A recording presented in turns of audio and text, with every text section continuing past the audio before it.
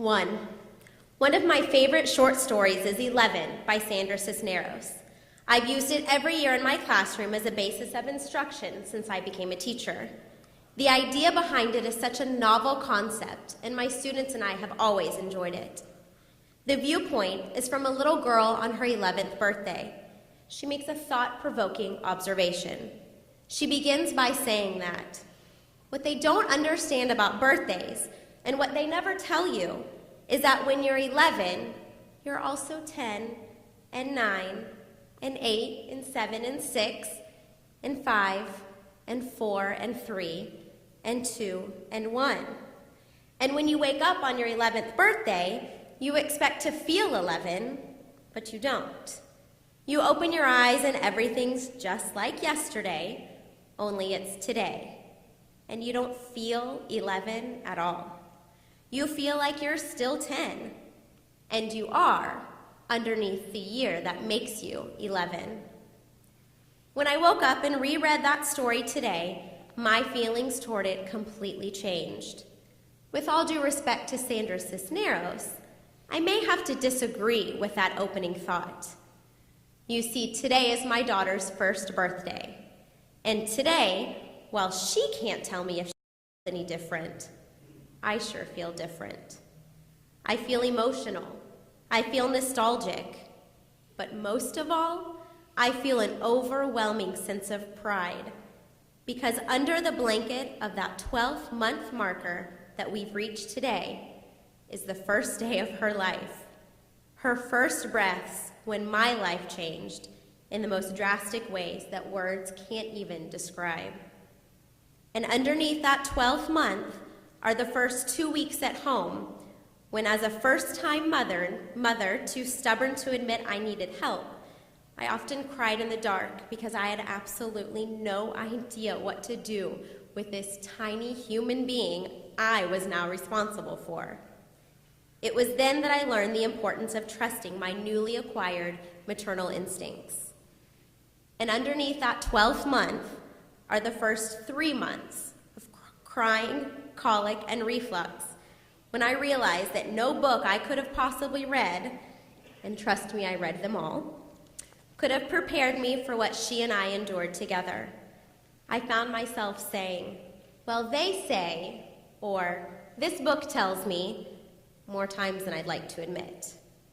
But underneath that 12th month is when I quickly realized there's nothing that could have prepared me for the feeling of helplessness that a mother experiences when her child is in pain, no matter what any book says. And quietly, underneath that 12th month, somewhere hidden deep, is the day that I finally quit listening to everyone's well-meaning advice. The day I stopped reading books and started listening to both her needs and the voice inside of me. "Don't hold your baby too much, you'll spoil her," they told me. "She'll get used to sleeping on you and won't sleep anywhere else," I was warned. "She needs to be used to noise and chaos around her, or you won't be able to take her anywhere," they advised me. But you know what? Underneath that 12th month are the countless days when I held her all the time, the months on end that I let her sleep on me, and the day I woke up and realized exactly what I needed to do to regain my sanity was to trust my gut. Because underneath that 12th month is when I made the silent transition from a woman to a mother. But most importantly, underneath that 12th month are 365 days that my love for her grew as each day passed. I can't imagine my life without my daughter, and I can't even begin to remember what life was like before her. The truth is that I'm okay with that. At this point, those days before she came along had become nothing short of meaningless, because in 12 short months, she gave meaning to my life. She taught me a love that only a mother can know, and she showed me to have confidence in myself in a way I never thought possible.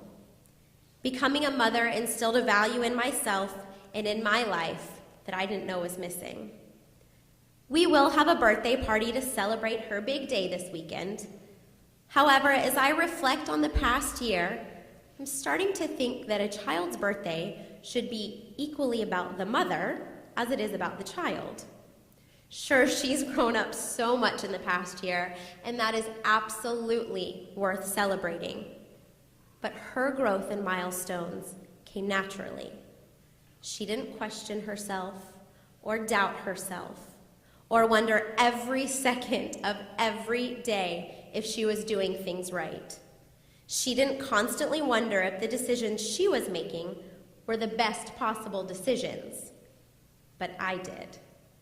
I worried, I fretted, and I questioned myself and my decisions to no end. And against all odds, I survived. So today, on my daughter's first birthday, I will celebrate my accomplishments as well. There were times I didn't think I could do it. This day seemed like an impossibly faint light in the distance that I wasn't sure I could reach.